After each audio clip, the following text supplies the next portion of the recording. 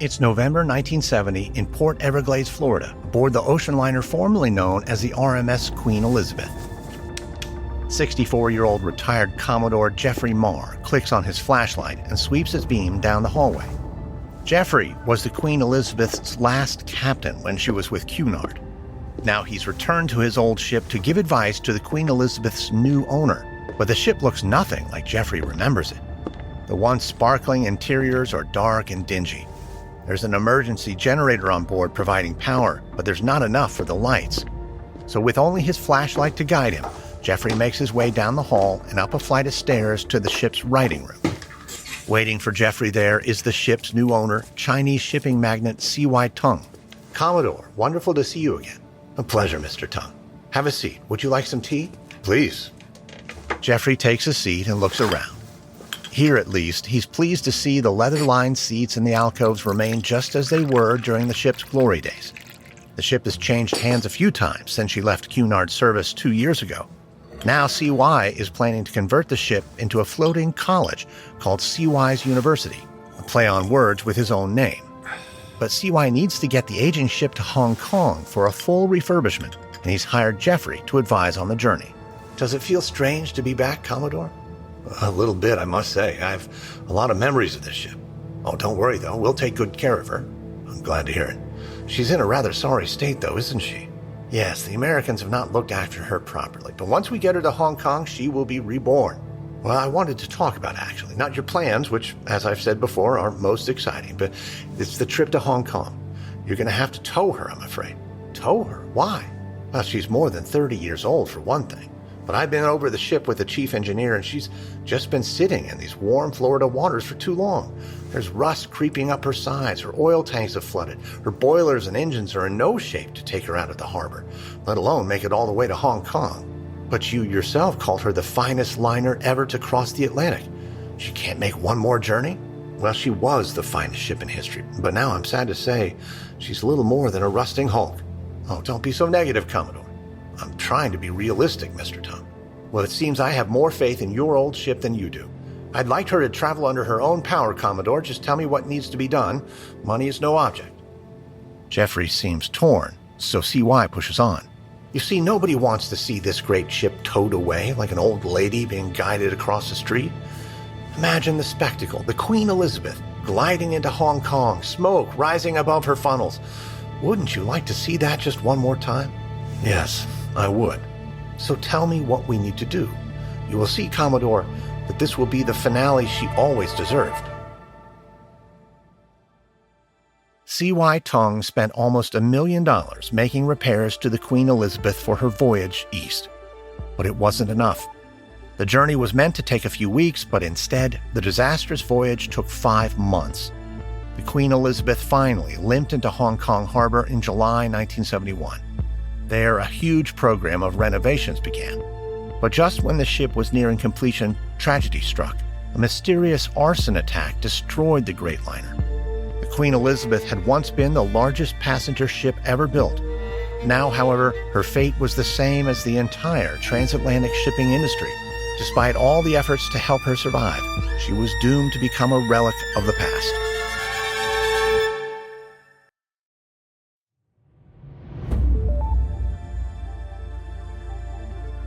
From Wondery, I'm Lindsay Graham, and this is Business Movers.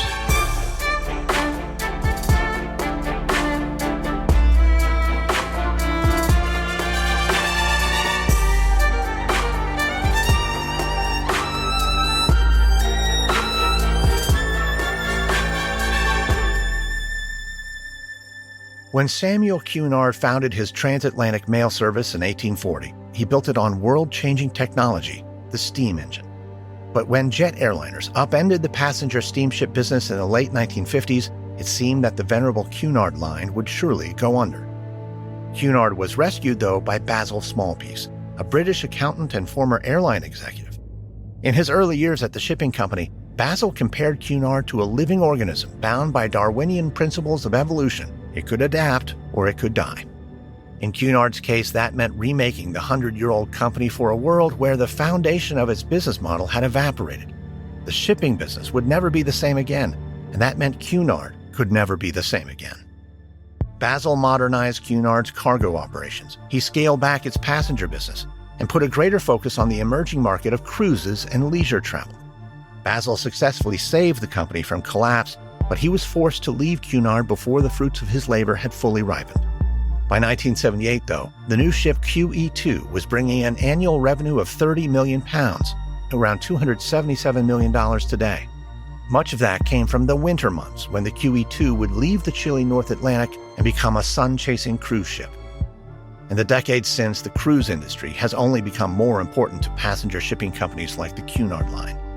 In the late 1990s, Cunard was purchased by the American Carnival Corporation. Now a conglomerate of 9 cruise line brands, Carnival has a combined fleet of over 90 vessels and an annual revenue of over $21 billion. But its most famous and most prestigious brand remains Cunard, the shipping line which carried the rich and the poor, the famous and the forgotten, across the oceans and back again for more than 100 years. Here to talk about that golden age of ocean liners and the development of passenger shipping industry in the modern world is author and filmmaker David Ellery. David Ellery, thank you for speaking with me today on Business Movers. Oh, you're very welcome. Thank you for having me. Now, you have written several books about Cunard's most famous ships, including the Queen Mary and the QE2. What fascinates you about ocean liners? Well, we can talk about the way a ship is designed and made, the materials and so on, the nuts and bolts, if you like. But I think really the interesting part for me, certainly, is the people, the history behind it. That's what brings it to life. So who were the people who built the ship? Who were the designers? Who were the captains and crew? And who travelled aboard from someone perhaps emigrating to a new country to start a new life, or someone travelling during the war if the ship were converted to troop carrier, to someone who was perhaps rich or famous, maybe a film star, head of state, member of the royal family even. They each have their own very different story, but they have the ship in common. And so I think it's fascinating how ocean liners can link people and places and have such a huge impact on the way history has been shaped. I suppose the golden age of ocean travel was probably the 1930s. Why was it this period that was so magnificent for transatlantic travel? You're absolutely right. I think the 1930s certainly are an era we think of as the golden age of ocean liners. I think we need to remember also that it was at the same time an era of very great hardship. The early years of the 1930s were the years of the Great Depression following the Wall Street crash in October 1929. The Western world was suffering a period of great economic hardship, even to the point that the building of Cunard's newest liner, which was Britain's largest ship, came to a halt because the money to build her simply ran out. So for most ordinary working class people, the early 30s especially, were a really bleak time. It was also a time of political unrest, of course, in Europe. But on the other side of that coin, it was also a very glamorous age. We had Art Deco design reflected in architecture, in furniture, artwork, fashion, and so on. And of course, in our transport as well. Cars were becoming sleeker, faster, and streamlined, as were railway locomotives and aircraft and so on.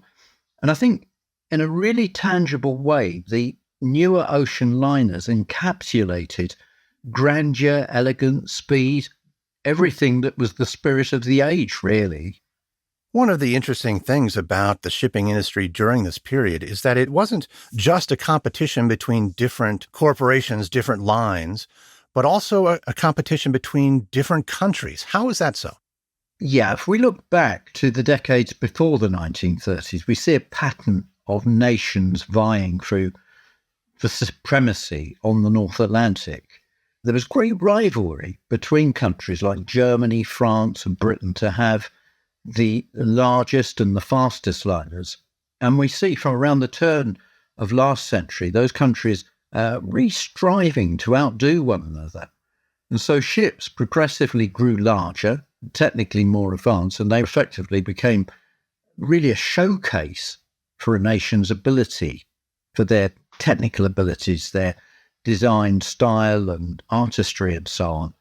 So it was all there in the ocean liner.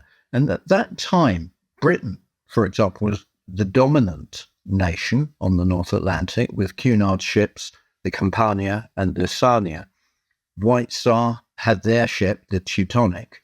But Germany wanted to break that monopoly, so launched their ship, which was the Kaiser Wilhelm de Gross, in 1897, which then became the largest and fastest liner in the world. It was around about 14,000, just over 14,000 tons.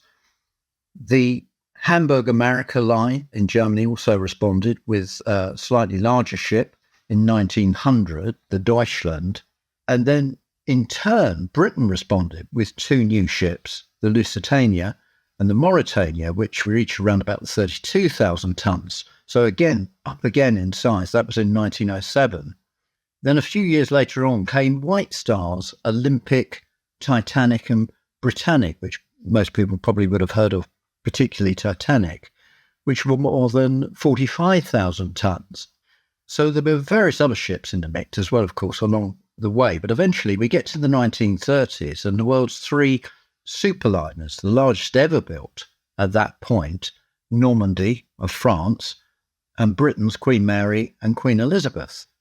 Normandy was the most technically advanced and most streamlined and altogether more glitzy than the British ships, which were much more traditional in their style. And that was a conscious decision by Cunard, which actually proved to be very wise. But interestingly, many of these big companies were helped and encouraged by their country. So it was really very much a matter of national pride as much as it was a matter of company pride. Well, let's get into the nuts and bolts of these fine ships for a moment. This arms race of a sort, what technological advances were enabling these ships to become grander, larger, faster? It was a time of innovation. There's no doubt about that. During that 1930s period, Normandy, for example, she was really very much a state-of-the-art ship. Around that time, there was a lot of development, a lot of research concerning hull design and engine technology. Now, Normandy's designers actually embraced both of those. She had turbo electric propulsion and the hull design, which was much more efficient than previous ships, as it reduced the amount of drag and gave a better fuel efficiency. And in fact, her designer, who had previously worked for the Russian Navy, but by then was living in France, he originally, in fact, approached Cunard with these designs, but they felt they were just too revolutionary, believe it or not, so they didn't go down that road. So instead, Cunard's new ship, which eventually became Queen Mary, was much more traditional, reflecting what the company knew and trusted. But that said, they certainly embraced other areas of technical advancement. For example, when it came to safety, the new Cunard ship had the most up-to-date automated system aboard with watertight doors. They had 66, in fact, watertight doors, 38 of which could be operated by power from the bridge and controlled remotely. They also had a very advanced designed lifeboats, all of which were motorized, which was, again, it sounds basic, but it was an advancement in those days. And also they had a very comprehensive fire detection and extinguishing system on board as well, so that areas which weren't populated by any of the crew or passengers, such as the garage areas and stores and so on, could actually be, if a fire were detected, could be extinguished remotely by carbon dioxide. And in the passenger areas, they had an advanced sprinkler system. So there were lots of areas which were, in that sense, being embraced for their technical advancement by the British ship. Other things, such as just the day-to-day equipment, for example, in the kitchens, they had electric dishwashers and electric potato peelers, which were, in Britain at that time, gadgetry which was completely unheard of. That was so advanced, it was unbelievable. So although the French designers and the French company were miles ahead in terms of the hull and the engine design, the British were taking on other areas which were certainly technically advanced, but at the same time deliberately maintaining a ship which, in terms of design, was much more traditional. The story of Cunard is largely one of evolution, and one of the hardships that the company ran up against was a change in their business model, a change due to introduced limits on immigration from Europe to America, because Cunard, like many shipping companies, made a lot of their profits carrying immigrants from Europe to America. How did they adapt to this significant change? Yeah, I think it's easy actually to overlook the fact that you mentioned there that for all their glitz and glamour, the profitability of shipping lines was very often reliant on their third-class or steerage-class customers. In the first part of the 20th century, half a ship's capacity might be given over to third class. In ships prior to that, an even bigger proportion. It was a very, very important part of the market. And as you say, all this changed during the 1920s when restrictions came in on the number of new settlers that could be brought into the United States. So that meant that the new generation of ships changed in terms of who they were accommodating as third-class numbers. So naturally, as those numbers went down, the ships had to change in their design accordingly. The ships, if they weren't new, would have had to have been to some extent adapted, but new ships, the design was adapted before it even got to the point of building.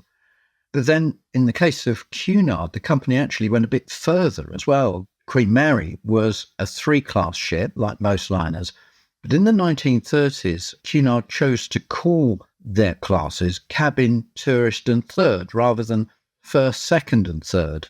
At that time, the passenger shipping companies had a trade agreement, and that concerned the conditions on board the ships, the level of service they offered them, and very importantly, the minimum rates for the cost of the first and second class passages. So by calling their new liner a cabin class ship, Cunard could set their own prices. For the bulk of our series, we covered the crisis that ocean liners faced as they were supplanted by passenger jet planes in the 1960s. Do you think that it helped that Basil Smallpeice, who came in to help with this problem, was an outsider coming from the airline industry? Was this an advantage?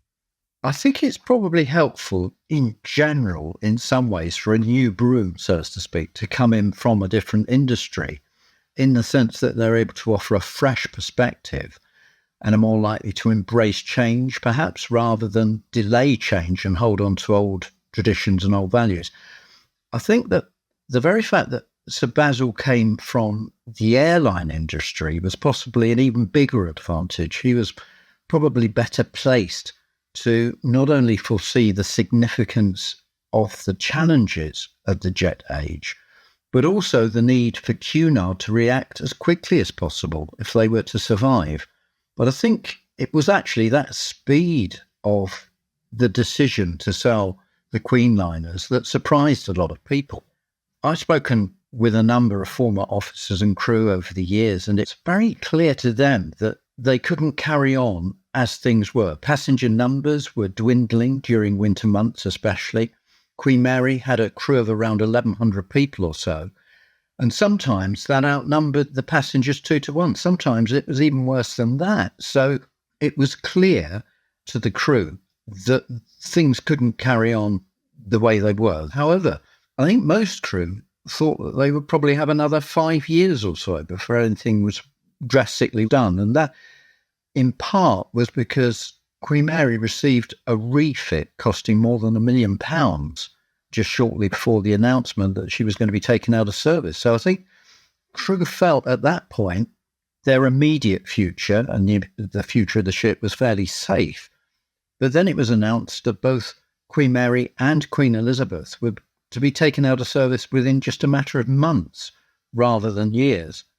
But there's a certain irony, I think, that Sir Basil, as managing director of BOAC, which was Britain's state airline, ushered in, effectively, the jet travel with Britain's first jet-powered transatlantic services in October 1958, and then was instrumental in the company investing in Boeing 707s and other jet aircraft.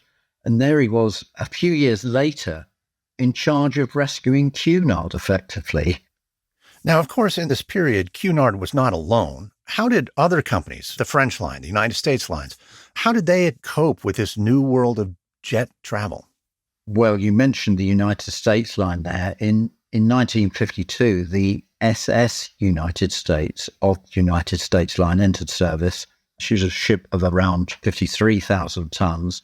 She came in as a new transatlantic liner, significant because she immediately took the blue ribbon for the fastest North Atlantic crossing, which she still technically holds to this day, actually. So the line had the fastest, most modern liner on the Atlantic, but of course, they were still faced with exactly the same challenges as Cunard.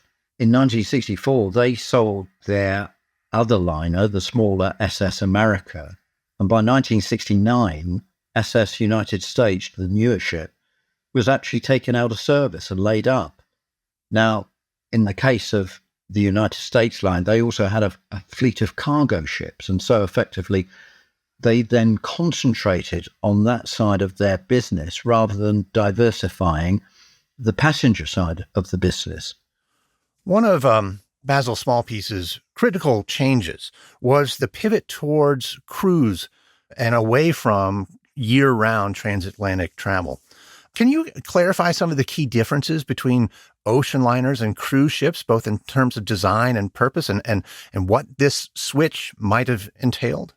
Yeah, definitely. I think it's really worth defining that difference because it does cause a lot of confusion for people. Essentially, to take the liners first, liners were part of the world's transportation system. They were part of that network of transport. If you wanted to travel in the 1930s and 40s and even earlier than that to anywhere in the world overseas, it had to be by ship. Aircraft were not there in those days. So liners went from A to B as part of the transportation system. They performed line voyages, hence liners. And that was basically a scheduled route taking passengers and cargo from one place to the other. Cruise ships, on the other hand, are a very different beast in as much that, in a sense, they have become a destination in their own right. So although they go to lovely places, it's almost incidental where they go in the sense that they are not following a regular route, which is identical each time. They're taking passengers on a vacation. And consequently, the ships themselves are very different as well.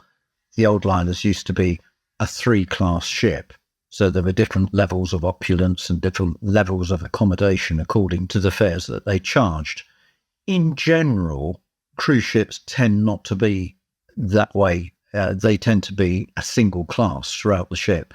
And in that sense, most passengers have the free run of every part of the ship. But then, of course, cruise ships, because they are a vacation ship, because they are a destination in some respects, are very different in what they have to provide as well. So a liner would have been, in terms of entertainment, there was some entertainment, but it would have been much more basic. There would have been perhaps an orchestra aboard and cinema facilities where films could be shown, that kind of thing. But of course, cruise ships, altogether different. The level of entertainment, which has grown over the years, even in the early days, there was a lot more of it because people expected that. They were going on a vacation, that's what they required. So in those senses, the ships were very different, both in their design and in their purpose.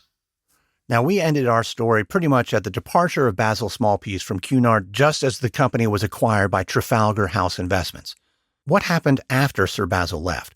Were those good years for Cunard under Trafalgar? I think it's probably fair to say that this was a mixed time for the company. In its heyday, I suppose through really to the demise of the North Atlantic trade, Cunard was synonymous with quality. It was all about delivering the very best possible service. Now, I've interviewed many former officers and crew over the years, and it was really clear how much pride they took in their ship and their jobs. I remember one of the former captains, Captain Peter Jackson, telling me that, to get a job with Cunard was an accolade in its own right, whatever level that would be, whether you were looking for a job as an officer or a regular crew person. To get a job with Cunard was really quite something. So I think there was a great culture of pride in the job that they were doing and so forth. Now, when we get to the Trafalgar period, which was 1971 to 1998, effectively, the company had changed in various ways by then. And during that time, in fact, there were two new ships that were introduced, Cunard Countess and Cunard Venturer. They came in, as well as two ships from the Norwegian-American cruise line as well.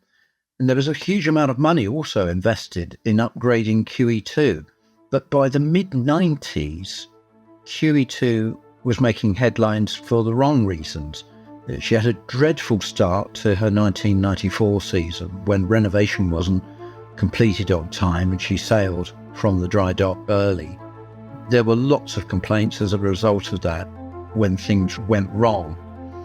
And I think management put plenty of measures into place to try and rectify matters, but it did nothing for the ship's reputation or, for that matter, for Cunard's reputation at that time. So then we move into a different phase of Cunard's history, and that's when Carnival came. What do you think attracted Carnival to try to acquire Cunard? Well, by 1998, when Carnival showed interest in Cunard were operating 5 ships, and although they were marketed as a luxury brand, they were being dubbed in the press quite often as being a company that was losing money. So from that point of view, it wasn't at that point the Cunard of decades past. But the man behind Carnival, which is, as we all know, a huge success story in its own right, is a man called Mickey Arison. And I know from an interview that we did with him many years ago, which wasn't actually about Cunard, but he made it clear then that he highly values and has a high regard for heritage and history. But I also read in another interview subsequently that actually it was his daughter who played a part in his decision to buy Cunard. She was 15 at the time and dragged him along to watch the movie Titanic in 1997, which had just been released. It was after seeing that film that Mickey Arison started to think, well, QE2 will be at the end of her service life soon. When she goes, there'll be no more liners left anywhere. And so where would someone go to get the opportunity to relive the experience of their parents and grandparents and so on? That was a thought that was put in his mind by seeing Titanic and realising the tradition and the heritage. And he started looking at the possibility of building a brand new transatlantic liner. So to do that, Carnival first bought Cunard, and then they set about designing and building QM2. So it seems the acquisition of Cunard was very much down to Mickey Arison personally and his vision to build this new liner. That leads me to my next question, because I suppose how has Cunard continued to evolve under the Carnival ownership? Is it as recognizable as the company it once was? I think Cunard's evolved in a really positive way since becoming part of Carnival, actually. We've spoken about QM2 there, a ship of 149,000 tonnes. She went into service in 2004. She's proven to be a tremendous success, and the transatlantic voyages continue, which in my view is a really great thing in itself. But since then, the fleet has expanded further. In 2007, Queen Victoria came along, 90,000 tonnes. Then in 2010, the 92,000-tonne Queen Elizabeth. And now we're just on the verge of having Queen Anne come into service, 113,000 tonnes. So the fleet is certainly, I think, in really good shape with plenty of investment, and they look the part with traditional Cunard livery. But I think also those core values, going back to the point you were asking about old Cunard and new Cunard, I think those core values of quality of service, beautiful decor, top-notch cuisine, and smaller things like dressing for dinner, they're still very much part of the company as well. And I think these are things that clearly Cunard customers really appreciate. So there is still a good deal of the old essence of Cunard, I think, still reflected in modern-day Cunard. One of the things that strikes me as consistent throughout the entire history of liners or cruise ships is that they continue to grow larger. What is the economic or technological basis for building bigger and bigger ships? I think there's an element of prestige in some respects, but also I think it's sustainability in terms of commerce as well. That certainly comes into play. That is to say, it can be more economic to run a ship with a greater capacity than a smaller capacity. Not always, but often that's the way. Also, the ever-developing array of facilities aboard, which in terms of space requires more capacity as well. So I think that's what's behind the way in which ships, as you say, continually evolving and developing in terms of size. But I think there's also a downside to that actually as well, and that is that the port facilities and infrastructures are not growing necessarily at the same rate. And so there are, in fact, areas of the world where these vast cruise ships are not really welcome because they fear of ports being overrun, that their tourist areas are going to be oversaturated by such a great influx of tourists at any one time. And then, of course, there's other logistic difficulties as well, such as dry docking for repairs and so on. So I think they, whilst in one sense it can be a more economic and prestigious thing to be investing in ever larger ships, there are also a whole raft of challenges that opens up as well at the same time. You mentioned that the QM2 was brought into service in 2004. That's 20 years ago. Yeah. How has the cruise industry changed in the last 2 decades? Is this a new golden age for passenger shipping? Well, I certainly think we've definitely seen a huge increase in the number of ships. I think we've also seen more variety on offer in terms of cruise destinations. And consequently, as cruising has grown in popularity, it's become, if you like, more mainstream. It was once the preserve of the affluent, but much less so nowadays, with prices often, I think, comparable to conventional vacations overseas. But I think life aboard the cruise ships has changed over the years as well. There's generally less formality, which suits a lot of people. Also, growth in specialty restaurants on board many of the ships, where it used to be that passengers would have to eat at a set time in a main restaurant in an allocated seat. That no longer is necessarily the case. In addition, there's lots of outside things which have come on board as well. Specialty coffee shops, that sort of thing, I think, are on board in a lot more abundance as we go on. And in addition to all of that, entertainment's changed, of course, beyond all recognition. Ships have always, certainly in recent years, had their own theatre companies and so on, which put on great entertainment, have done for decades. But now, many of the ships have climbing walls, massive water slides, simulated surfing, all that sort of thing. Very elaborate activities that were previously found only on land. So in terms of it being a new golden era, well, I've not really considered that before, really, to be honest. But yeah, I think you could be right. I think probably is. So Cunard exists today primarily because it was able to meet the challenge that faced it, pivot, and continue on for another day. Today, let's subtract out global pandemics that might have deleterious effects on the cruise industry. But I'm wondering what challenges might be on the horizon for the cruise industry. I think sustainability in terms of the environment is probably the greatest one at the moment and will be for some years to come. As in any industry, the cruise industry is doing its utmost to find new solutions so that they can move forward in a more sustainable, less environmentally impactful way. That's largely around things to do with new fuels, to do with solar power, wind power, scrubbers, which clean up the emissions before they're actually allowed to go out into the environment, and all of those things. That's all ongoing. And I think that also trickles down to smaller things within the actual ship life itself. So the way in which things are recycled or reused and that kind of thing as well. But also, I think the other important point is what happens to a ship when it's not actually at sea, when it's in port. And there are great strides being made in that sense as well, so that the engines are not continually burning fuel, sending pollutants out into the air when the ship is in port.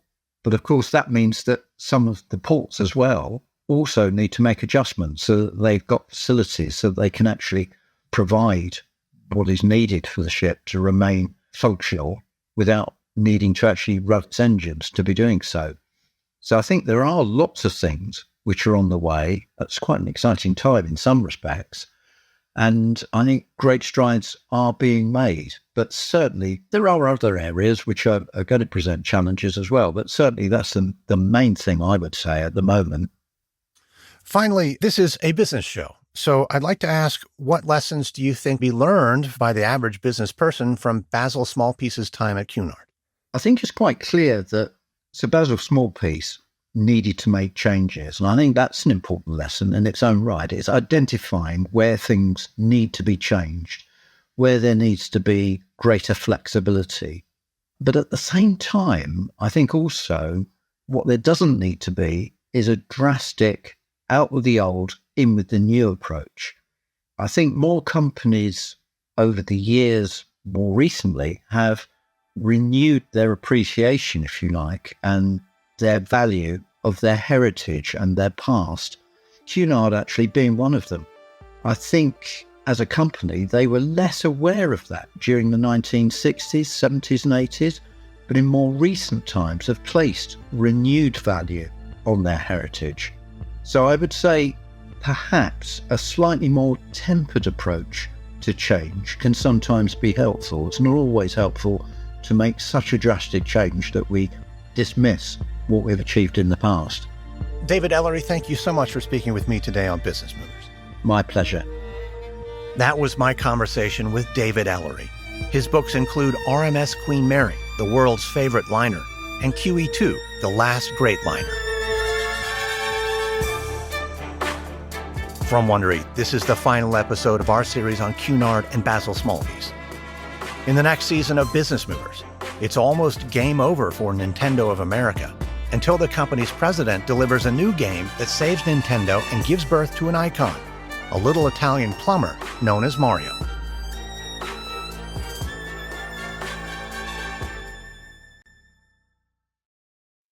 If you'd like to learn more about Basil Smallpeice and Cunard, we recommend Of Comets and Queens by Basil Smallpeice, The Only Way to Cross by John Maxton Graham, and Transatlantic by Stephen Fox. A quick note about our dramatizations. In most cases, we can't know everything that happened, but all our reenactments are based on historical research. Business Movers is hosted, edited, and executive produced by me, Lindsay Graham, for Airship. Audio editing by Mohammed Shazib. Sound design by Molly Bach. Music by Lindsay Graham. Additional writing for this episode by Cody Hoffman. Associate producer Jake Sampson. Executive producers are William Simpson for Airship and Aaron O'Flaherty, Jenny Lauer-Beckman, and Marshall Louie for Wondery.